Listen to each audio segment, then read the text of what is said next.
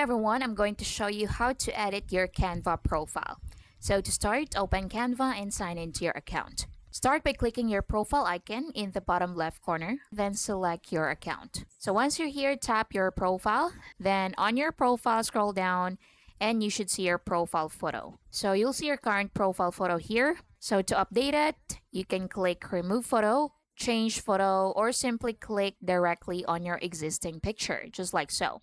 Next, select the new image you'd like to use. For example, I'll choose this photo and click open. Hey guys, quick one before we continue. My team and I publish step-by-step tutorials on useful software, apps, and tools to help you get things done every single day. And so if you're finding these videos useful, I'd really appreciate if you hit that subscribe button and give this video a like.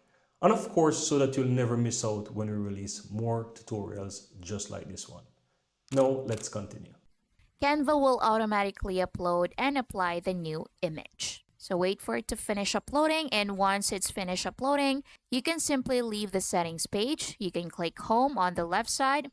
So there's no need to click save because Canva automatically saves the changes.